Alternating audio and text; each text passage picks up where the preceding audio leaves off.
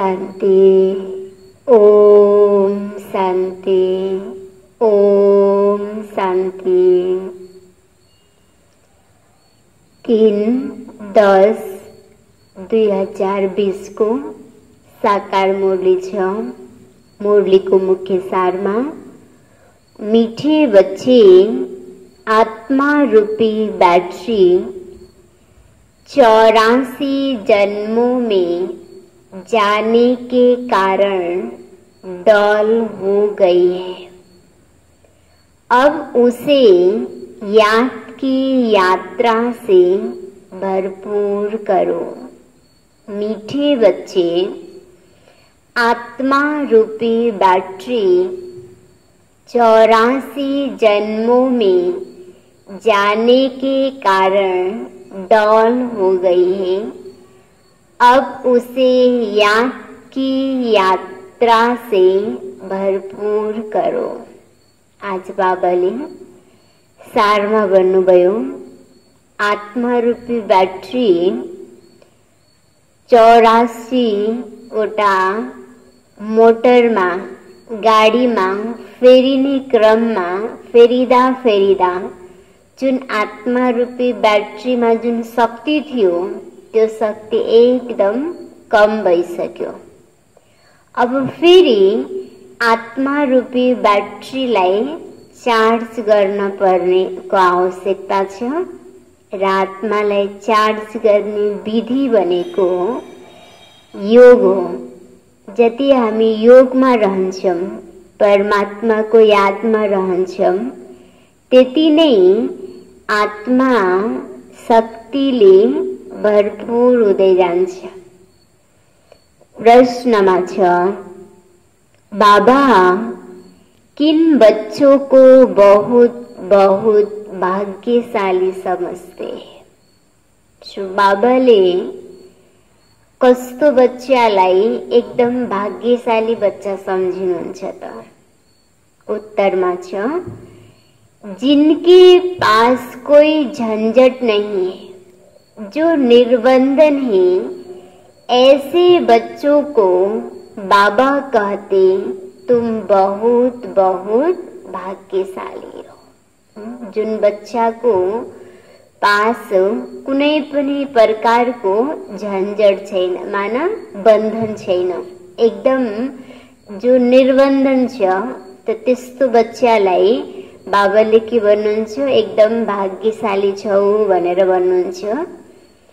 तुम याद में रहकर बैटरी चार्ज कर सकते हो। कुनै पनि बन्धन छैन, निर्बन्धन छ, त त्यसको लागि फाइदा के भयो? त त्यो बच्चा, निर्बन्धन वाला बच्चा जतिखेर पनि बाबाको यादमा रहेर आफूले आफूलाई फेरि शक्तिले भरपूर गर्न सक्छ, चार्ज गर्न सक्छ।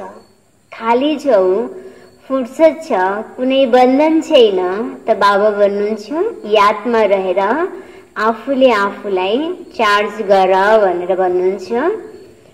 अगर योग नहीं सिर्फ ज्ञान सुनाते तो तीर नहीं लग सकता है। योग छैन, सिर्फ ज्ञान मात्रै छ, त त्यो ज्ञानले काम गर्दैन। चक्कुमा धार नै छैन भनेपछि त्यसले सब्जीहरू काट्ने काम गर्दैन नि। त्यस्तै बाबाले पनि भन्नुहुन्छ, बिना योगको ज्ञानले त्यति फाइदा गर्दैन, त्यति उपयोगी हुँदैन। त्यो हुनाले ज्ञानको साथ साथ योगमा पनि रहन बहुत जरुरी छ, यादमा पनि रहन बहुत जरुरी छ। यादमा रहेर ज्ञान सुनाउँछौं, बल्ल बाबाले भन्नुहुन्छ त्यो ज्ञानले देर लाग्छ। भल कोई कितना भी भपके से अपना अनुभव सुनाए, लेकिन खुद में धारणा नहीं तो दिल खाता रहेगा। आफूले गरिरहेको छैन, सिर्फ अरूलाई मात्रै भन्छौं, अरूलाई मात्रै सुनाउँछौं, त भित्रभित्र दिल खाइरहेको हुन्छ। मैले त गरिरहेको छैन, अरूलाई के भन्ने? त यसकारण बाबाले भन्नुहुन्छ पहिला हामीले जीवनमा खुद धारणा गर्नु छ। जब खुद धारणा गर्छौं धारणा गरेपछि एकदम खुसीको साथ, एकदम उमंग उत्साहको साथ, एकदम निश्चिन्त भएर हामीले दुसरालाई पनि भन्न सक्छौँ। बल्ल दुसरालाई पनि के हुन्छ, प्रेरणा मिल्छ, दुसरालाई पनि गर्न मन लाग्छ। जिनके पास कोई झंझट नहीं है, जो निर्बंधन है, ऐसे बच्चों को बाबा कहते हैं तुम बहुत बहुत भाग्यशाली हो। तुम याद में रहकर अपनी बैटरी फुल चार्ज कर सकते हो। अगर योग नहीं सिर्फ ज्ञान सुनाते तो तीर लग नहीं सकता। भल कोई कितना भी भक्ति से अपना अनुभव सुनाए, लेकिन खुद में धारणा नहीं तो दिल खाता रहेगा। ओम शांति। मीठे मीठे रूहानी बच्चों प्रति रूहानी बाप समझाते। रूहानी बाप का क्या नाम है? शुभ बाबा। वह है ही भगवान, बेहद का बाप। मनुष्य को कभी बेहद का बाप अथवा ईश्वर व भगवान नहीं कहा जा सकता। नाम बल बहुतों के शुभ है, परंतु वह सब है देहधारी, इसलिए उन्हों को भगवान कह नहीं सकते। यहाँ बाप बैठ बच्चों को समझाते हैं, मैंने जिसमें प्रवेश किया उनका यह बहुत जन्मों के अंत का जन्म है। ब्रह्मा बाबा को 84वां जन्म। तुम बच्चों से कोई पूछते तुम इनको भगवान क्यों नहीं कहते हो? बाप पहले से समझाते, कोई भी स्थूल व सूक्ष्म देहधारी को भगवान नहीं कहा जा सकता है। एक निराकार परमात्मा लैने भगवान ईश्वर प्रभु बनेर हामी बन्न सक्छौं, जो जन्म मरण को चक्रबाट न्यारा हुनुहुन्छ। बाकी जिसको साकारी शरीर छ, जिसको आकारी शरीर छ, उसलाई हामीले भगवान भन्न मिल्दैन। सूक्ष्म देहधारी सूक्ष्म वतनवासी ठहरे, उन्हों को देवता कहा जाता है। उनसे ऊंचे ही भगवान परम पिता परमात्मा, ऊंच ऊंच नाम है, ऊंच उनका गांव। बाप सभी आत्माओं सहित वहां निवास करते हैं। बैठक भी ऊंचे, वास्तव में कोई बैठने की जगह नहीं, जैसे स्टार कहाँ बैठा है क्या, खड़े है ना। तुम आत्माएं भी अपनी ताकत से वहां खड़ी हो। ताकत ऐसी मिलती है जो वहां जाकर खड़े हो जाते हैं। बाप का नाम ही है सर्वशक्तिमान, उनसे शक्ति मिलती है, आत्मा उनको याद करती है, बैटरी चार्ज हो जाती। जैसे मोटर में बैटरी होती है, उसके जोर से ही मोटर चलती है। बैटरी में करंट भरी हुई होती है, फिर चलते चलते वह खाली हो जाती है। फिर बैटरी को मेन पावर से चार्ज कर मोटर में डालते, वह है हद की बात। तो बेहदमा पनि शक्ति को स्रोत बनेको स्वयं परम शक्ति परमात्मा हुनुहुन्छ। आत्मा पनि 84 जन्म लिँदा लिँदा भिन्न भिन्न शरीर लिएर पाठ बजाउँदा बजाउँदा आत्माको ब्याट्री, आत्मा रूपी ब्याट्रीमा शक्ति खर्च हुँदा हुँदा, प्रयोग हुँदा हुँदा एकदम कम भइसकेको छ। त फेरि हामीले परम शक्ति परमात्मासित आफ्नो कनेक्सन जोड्छौँ त आत्मा पुनः चार्ज हुन्छ, शक्तिले भरपूर हुन्छ। अब वह होती है हद की बातें, यह है बेहद की बातें। तुम्हारी बैटरी तो 5000 वर्ष चलते चलते फिर ढीली हो जाती है। तो त्यो चार्ज गर्ने समय भनेको 5000 वर्षमा सिर्फ एक पटक मात्रै हुन्छ, जो कि कलयुगको अन्तिम र सतयुगको सुरुवात बीचको समयमा, संगम युगमा। तो चलते चलते फिर ढीली हो जाती है, मालूम पड़ता है एकदम खत्म नहीं होती, कुछ न कुछ रह जाती है। जैसे टॉर्च में डिम हो जाती है ना, आत्मा तो है ही इस शरीर की बैटरी, यह भी डल हो जाती है। बैटरी शरीर से निकलती भी है, फिर दूसरी तीसरी मोटर में जाकर पड़ती है, 84 मोटर में उनको डाला जाता है। तो अब बाप कहते तुम कितने डॉलेट पत्थर बुद्धि बन गए हो, अब फिर अपनी बैटरी को भरो, सिवाय बाप के याद के आत्मा कभी पवित्र हो नहीं सकती। एक ही सर्वशक्तिमान बाप है जिनसे योग लगाना है। बाप खुद अपना परिचय देते कि मैं क्या हूँ, कैसा हूँ, कैसे तुम्हारी आत्मा को बैटरी डॉल हो जाती। अब तुमको राय देता हूँ, मेरे को याद करो तो बैटरी सतो प्रदान फर्स्ट क्लास हो जाएगी। पवित्र बनने से आत्मा 24 कैरेट का बन जाती है। अभी तुम मुलम्बे की बन गए हो, ताकत बिल्कुल ही खत्म हो गई, वह शोभा नहीं रहती है। अब बाप तुम बच्चों को समझाते, बच्चे मुख्य बात है योग में रहना और पवित्र बनना। ये आत्मा रहन्छ पवित्र बन्छ त हाम्रो जीवन सुंदर सूक्ष्म गुणवान बन्दै जान्छ। नहीं तो बैटरी भरेगी नहीं, योग लगेगा नहीं। भल कुक्कड़ ज्ञानी तो बहुत है, ज्ञान भल देते, परंतु वह अवस्था नहीं है। यहाँ बड़े भक्ति से अनुभव सुनाते अंदर खाता रहता है। मैं जो वर्णन करता हूँ ऐसी अवस्था तो नहीं है। कई फिर योगी तो आत्मा बच्चे भी है। बाप तो बच्चों की बहुत महिमा करते। बाप कहते बच्चे तुम बहुत बहुत भाग्यशाली हो, तुमको तो इतने झंझट नहीं। जिसको बच्चे जाती होती उनको बंधन भी होता है।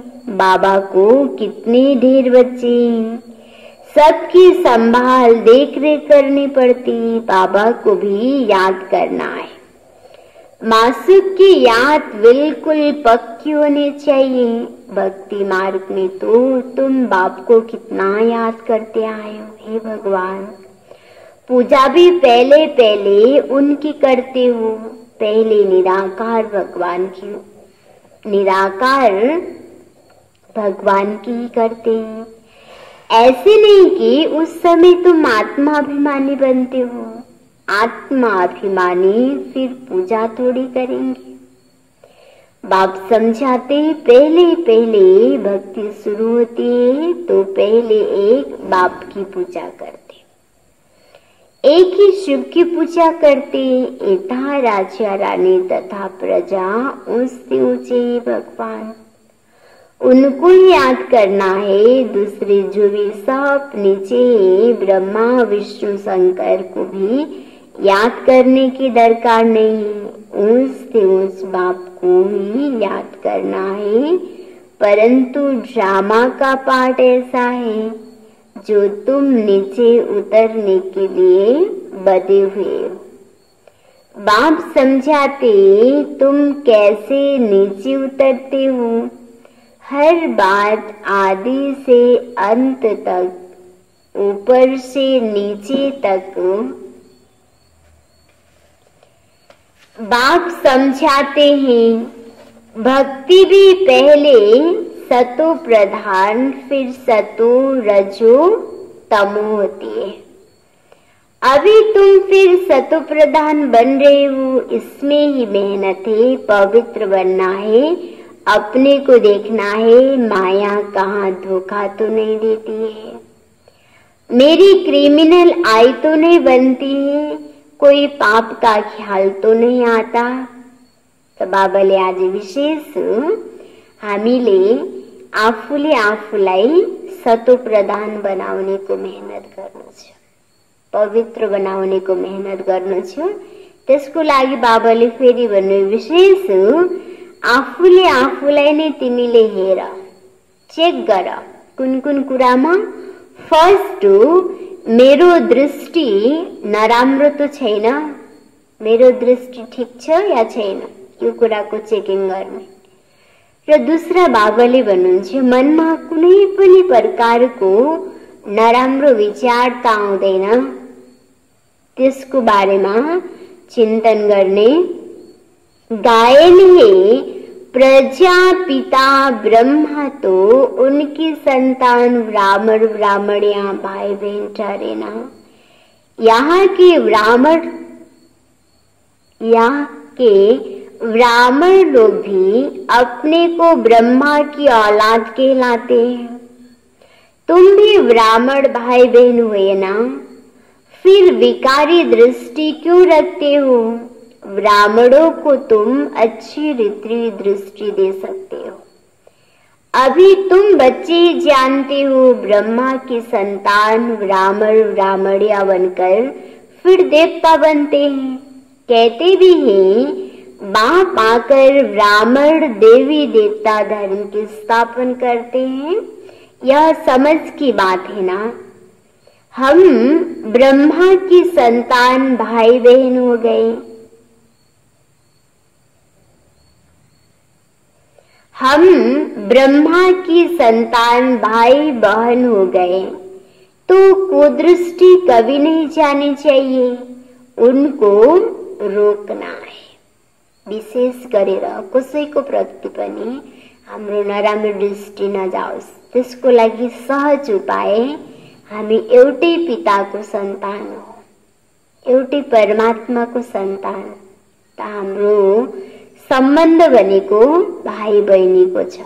यो प्रकारको चिन्तन हाम्रो मनमा आउँछ भनेपछि हाम्रो दृष्टिमा स्वत सूक्ष्मता हुन्छ, शुद्धता हुन्छ। त्यसरी बाबाले सूक्ष्म चिन्तनद्वारा हामीले आफ्नो दृष्टिलाई पनि सजिलो तरिकाले सूक्ष्म बनाउन सक्छौं। विधि बताउनु भयो।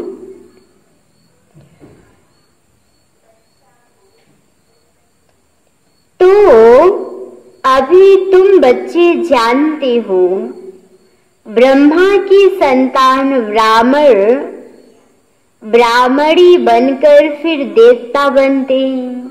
कहते भी हैं बाप आकर ब्राह्मण देवी देवता धर्म की स्थापना करते हैं।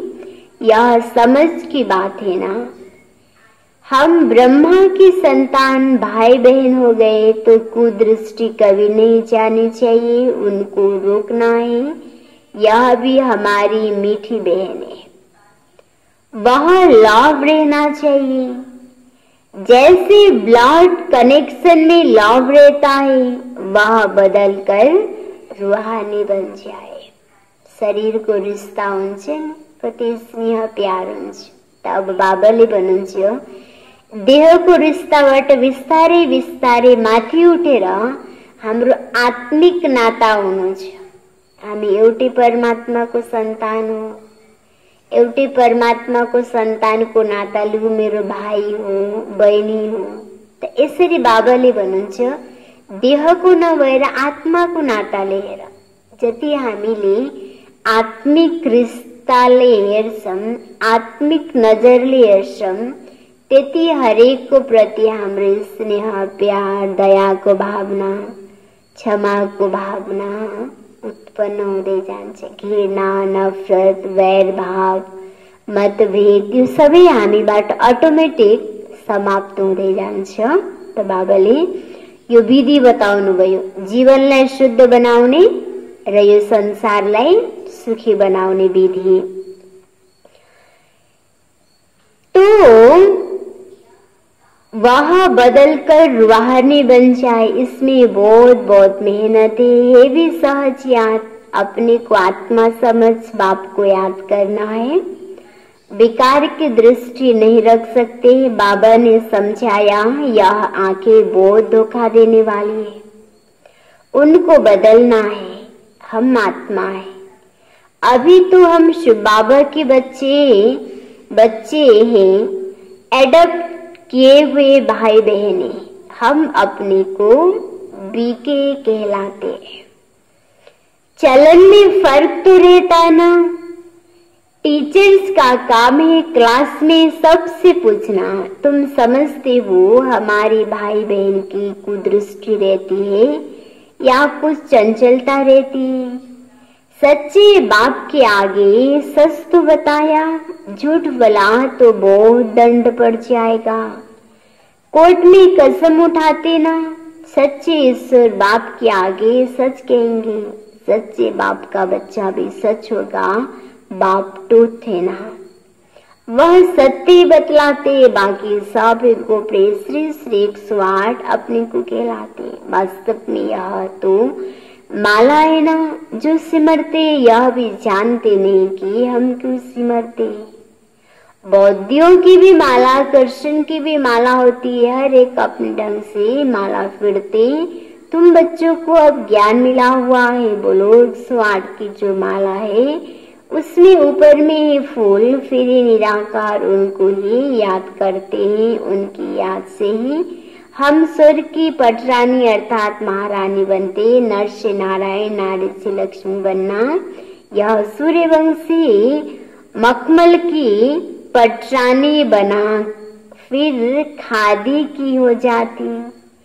ऐसे ऐसे पॉइंट्स बुद्धि में रखकर फिर समझाना चाहिए, फिर तुम्हारा नाम बहुत बाला हो जाएगा। बात करने में शरणी बनो, तुम शिव शक्ति। अनेक प्रकार की सेनाएं है ना, वहां तुम जाकर देखो क्या सिखलाते। लाखों मनुष्य जाते, बाबा ने समझाया क्रिमिनल आए बहुत धोखा देते हैं। नराम दृष्टि वेडतीले જીવનમાં મિલાય એકદમ ધોખા દે છે। તેસ કારણ બાબાલે બને છે નરામી દૃષ્ટિ વેડતી लाई परिवर्तन वाला। अपनी अवस्था का वर्णन करना चाहिए, अनुभव सुनाना चाहिए। हम घर में कैसे रहते हैं, अवस्था पर क्या असर पड़ता है। डायरी रखो कितना समय अवस्था में रहती हूँ। बाप समझाते रुस्तम से माया भी रुस्तम होकर लड़ती है। युद्ध का मैदान है ना, माया बड़ी बलवान है। माया अर्थात पांच विकार, धन को संपत्ति कहा जाता है। जिसके पास जास्ती संपत्ति है, अजामिल भी जास्ती वह बनते हैं। बाप कहते हैं पहले तुम वेश्याओं को बचाओ तो वह फिर अपनी एसोसिएशन बनाएगी। हमको तो बाप से वर्षा लेना है। बाप कहते मैं तुमको शिवालय का मालिक बनाए आया हूँ। तुम अंतिम जन्म में वेश्याओं को समझाना चाहिए। तुम्हारे नाम के कारण भारत की इतनी इज्जत गई है। अब बाप आए शिवालय में चलने, हम श्रीमत पर आए हैं तुम्हारे पास। अभी तुम विश्व के मालिक बन जाओ, भारत का नाम वाला करो। हमारे मुआफिक हम भी याद की यात्रा में रहने से पवित्र बन रहे हैं। तुम भी एक जन्म छी काम छोड़ दो, रहम तो करना है ना। फिर तुम्हारा नाम बहुत बाला हो जाएगा। कहेंगे इनमें तो ऐसी ताकत है जो ऐसा गंदा धंधा इनसे छुड़ा दिया। सबकी ऐसों से एसोसिएशन है, तुम अपनी एसोसिएशन बनाकर गवर्नमेंट से जो मदद चाहते ले सकते हो। तो अब ऐसी छी जिन्होंने भारत का नाम बदनाम किया है उनकी सेवा करो। तुम्हारी भी यूनियन बहुत पक्की चाहिए जो 10-12 आपस में मिलकर जाए, समझाए। माताएं भी अच्छी हो। कोई नया युगल हो, बोले हम पवित्र रहते, पवित्र रहने से विश्व के मालिक बनते, तो क्यों नहीं पवित्र बनेंगे। सारा झाड़ का झुंड जाए, बड़े नम्रता से जाकर कहना है हम आपको परम पिता परमात्मा का पैगाम देने आया है। अब विनाश सामने खड़ा है। बाप कहते मैं सबका उद्धार करने आया। तुम भी यह एक जन्म विकार में मत जाओ। तुम समझा सकती हो हम ब्रह्मा कुमार कुमारियां अपने ही तन मन धन से सर्विस करते हैं, बल भीख तो मांगते नहीं। ईश्वर के बच्चे ऐसे ऐसे प्लान बनाओ, ऐसे नहीं कि तुम मदद नहीं कर सकते हो।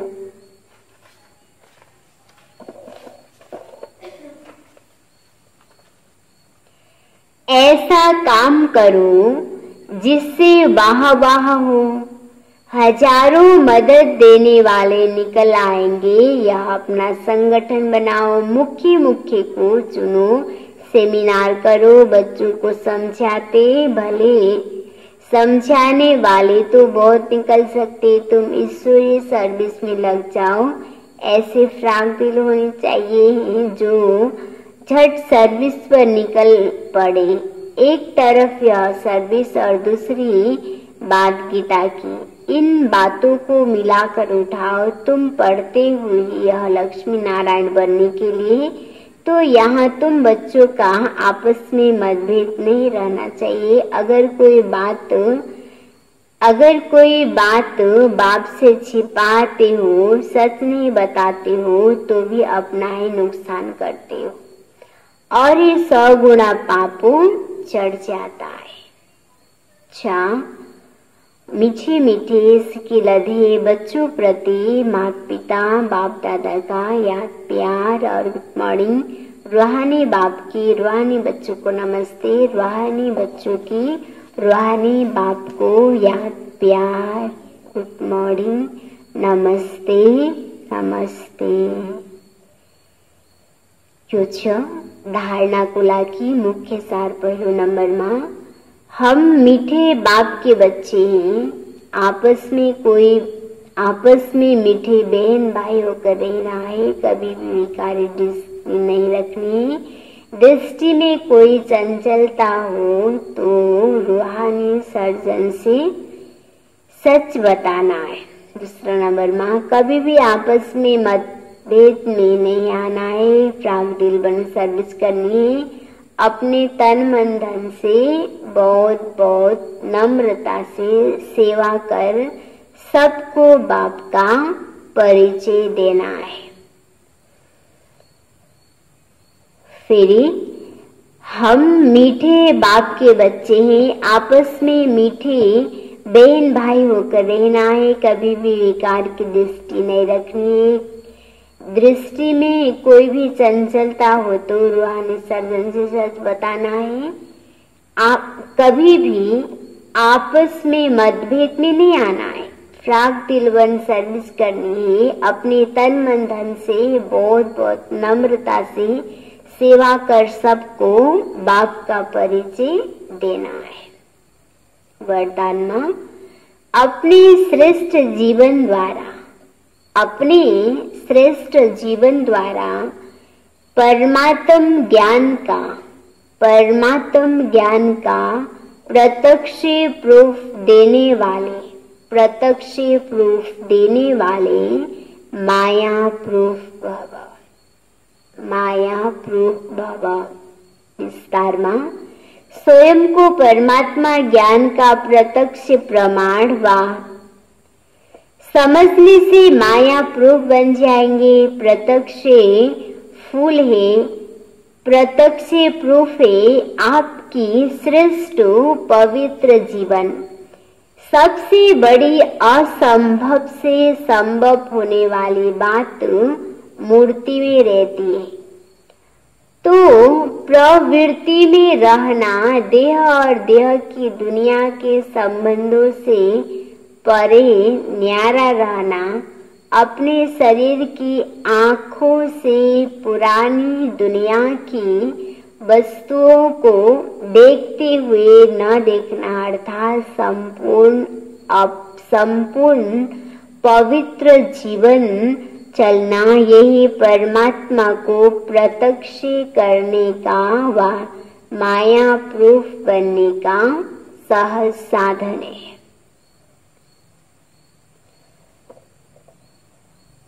सरोगन्माचा अटेंशन रूपी पहरेदार ठीक है। अटेंशन रूपी पहरेदार ठीक है तो अतीन्द्रिय सुख का खजाना खो नहीं सकता। अतीन्द्रिय सुख का खजाना खो नहीं सकता। अटेंशन रूपी पहरेदार ठीक है तो अतीन्द्रिय सुख का खजाना खो नहीं सकता।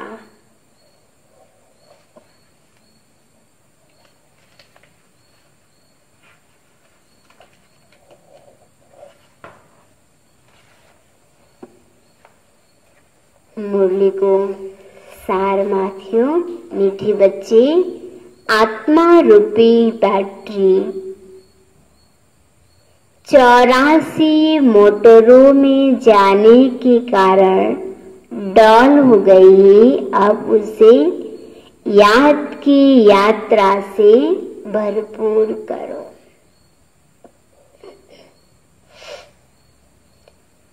प्रश्नोत्तर में बाबा किन बच्चों को बहुत बहुत भाग्यशाली समझते हैं? जिनके पास कोई झंझट नहीं है, जो निर्बंधन है, ऐसे बच्चों को बाबा कहते हैं तुम बहुत बहुत भाग्यशाली हो। तुम याद में रहकर अपनी बैटरी फुल चार्ज कर सकते हो। अगर योग नहीं सिर्फ ज्ञान सुनते तो तीर लग नहीं सकता। भले कोई कितना भी भक्ति से अपना अनुभव सुनाए, लेकिन खुद में धारणा नहीं तो दिल खाता रहेगा। अच्छा, ओम शांति।